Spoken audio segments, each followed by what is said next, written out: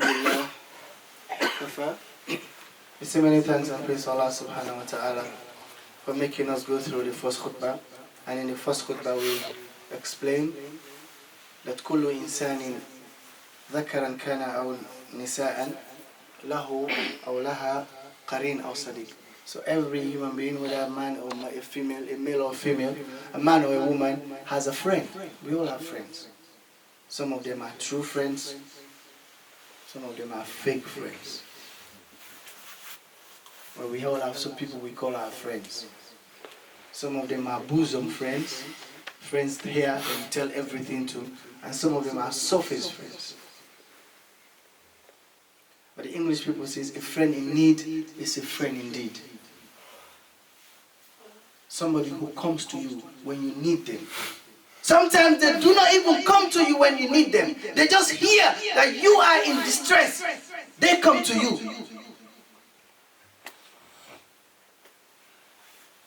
So we said Allah has friends as well. Just as Shaitan has friends. So we're talking of Allah's friends today. So who are Allah's friends? الَّذِينَ آمَنُوا وَكَانُوا يَتَّقُونَ. Those who believe and they fear Allah. What does Allah give to them? لَا خَوْفٌ عَلَيْهِمْ وَلَا هُمْ يَحْزَنُونَ. They have no fear and they have no grief. What does he say in Surah Al-Baqarah? Allahu waliyul ladhina amanu. Allah is the friend of the people who believe. What does he do? يُخْرِجُهُم مِّنَ الظُّلُمَاتِ إِلَى النُّورِ. He takes them away. He takes them out. He saves them. He rescues them. مِّنَ الظُّلُمَاتِ. From darkness. Darknesses. Dhulumat is in Arabic. It's darknesses of ignorance. Darknesses of shirk. Darknesses of dhulm, of oppression. Of persecution. Ila nur, to the light of the day. And therefore, before we finish, they don't oppress, neither do other people oppress them. We said in the first khutbah that they have measured reaction. Now many a time, we have had to defend the deen. We have had to defend other people's action. Akhi, this deen does not sanction. This deen does not allow you. This deen does not make it halal for you, because these are the terminologies that you understand. This deen, Islam, does not make it halal for you to kill innocent lives. This Islam. And all the other factions in Islam, whether you are Shia, or you are Ahmadis, you are this, you are Qadiani, whatever you are, as long as your dalil is the Quran and the Sunnah, there is no ayah that says Taqtul Abriya, Al-Abriya, Al-Abriya, Al-Abriya, innocent lives. Nothing in the Quran. So you cannot be a friend of Allah and you're killing innocent people. It's not justifiable in anything.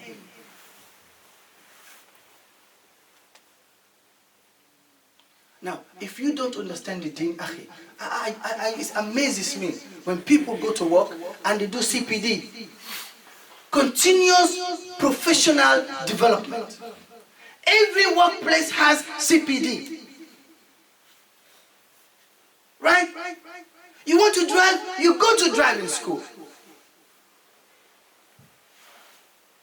You want to go to university, you have to have your GCSEs and your A-levels.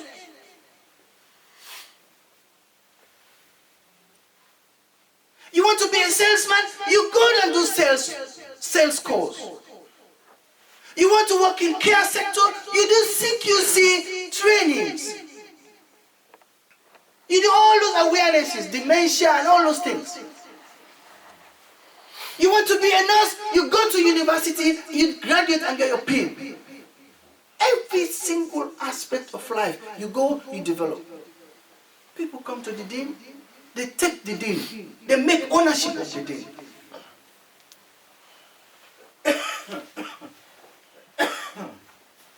And we have these people in the corners. They never come to the minbar.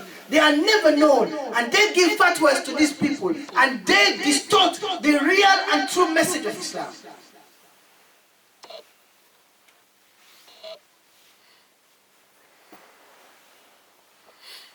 So, my brothers and my sisters, you need to understand the deen.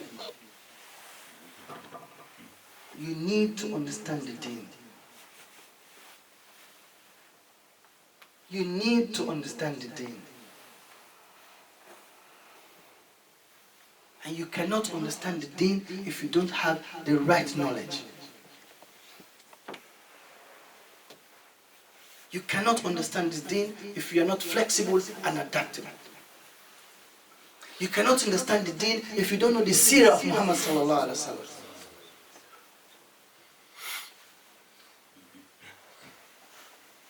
You can't.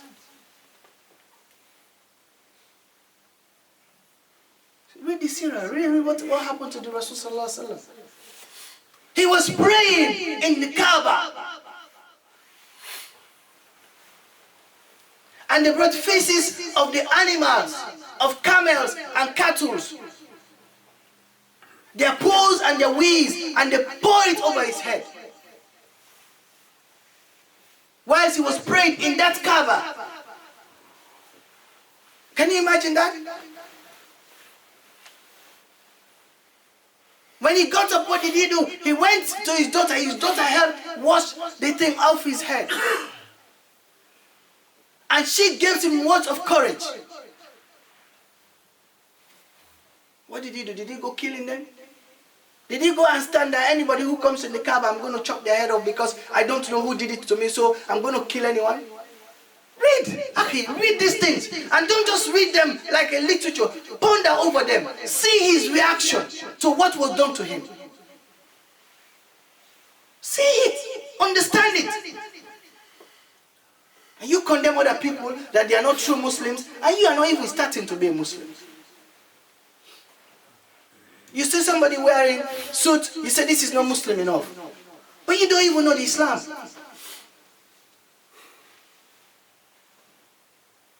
This is the deen. Allah says deen and qiyaman. It's a very valuable religion. It's a very strong religion. The base is very strong. And sometimes we don't fight with weapons. Our weapon is the dua. Sometimes we just make dua. Look what happened. Allah, the Rasul prayed for the two Umars. He didn't go and fight Umar ibn Khattab. He just prayed for him. Say, Allah, if you want good for this man, bring him to the deen.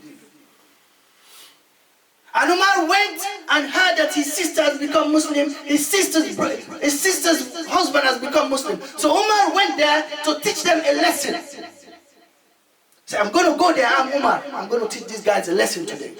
And Umar went there. And they said, open for you. He said, we're not going to open for you. So if you don't open for me, I'll break the door.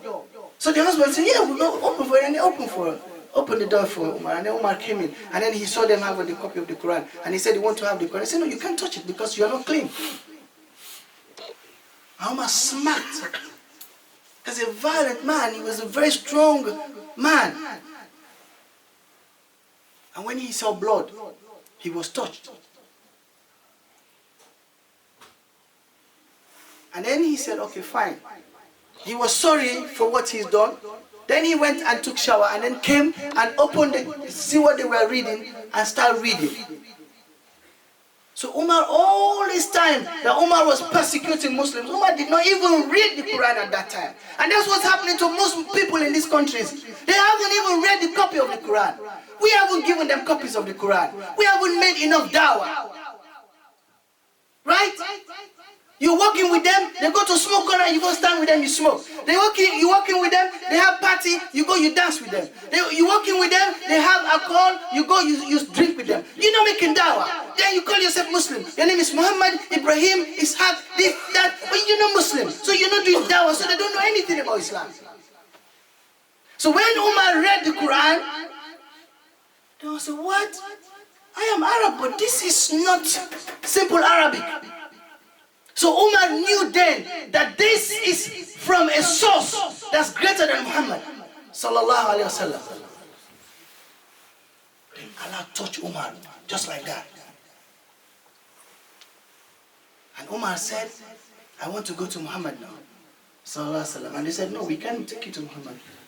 We're not sure. No, he said, I want to go there. And they brought him to Muhammad Sallallahu Alaihi Wasallam. And in Dar al-Arqam ibn Abi al-Arqam, when you go to Safa Marwa, Safa, they had a place where Abi al-Arqam's house was. Now the house was on top of Safa, so it was very strategic.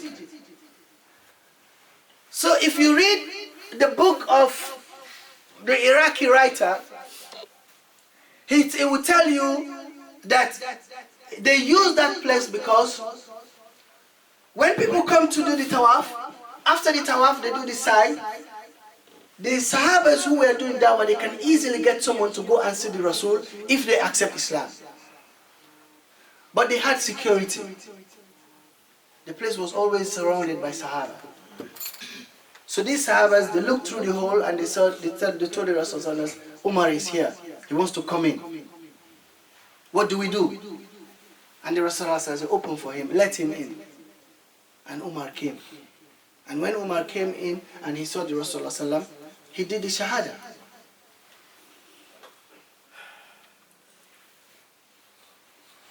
And since then, that Umar became one of the greatest leaders of the day. Greatest leaders of Islam in the day. He was just, he was kind, he was strong. Shaitan says, the Rasul says, Shaitan says that when he sees Umar, he would divert. You know, all of us have shaitans in us, except Allah subhanahu wa ta'ala gives you power over it. But when Shaitan sees Umar coming on one way, Shaitan will leave that way and go to the other side. That was how strong Umar was. You can speak the whole day about Umar. But this is just to show you that when you believe in Allah, you call people to Allah with your good intention and your dua. And you leave it to Allah to guide them.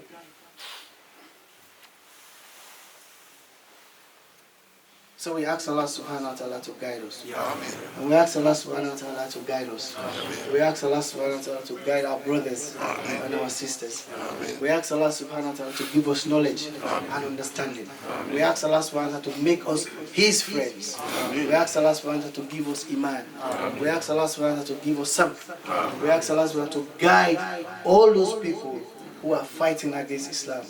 We ask Allah subhanahu wa ta'ala, if He wants khair for them, may He bring them to the deen. We ask Allah subhanahu wa ta'ala to bless our community. All our people whom we lost in this masjid and we lost in the whole world, that have the iman and the tawheed, may Allah have mercy upon them. ربنا ظلمنا أنفسنا وإن لم تغفر لنا وترحمنا لنكونن من الخاسرين. أقم الصلاة فإن الصلاة كانت على المؤمنين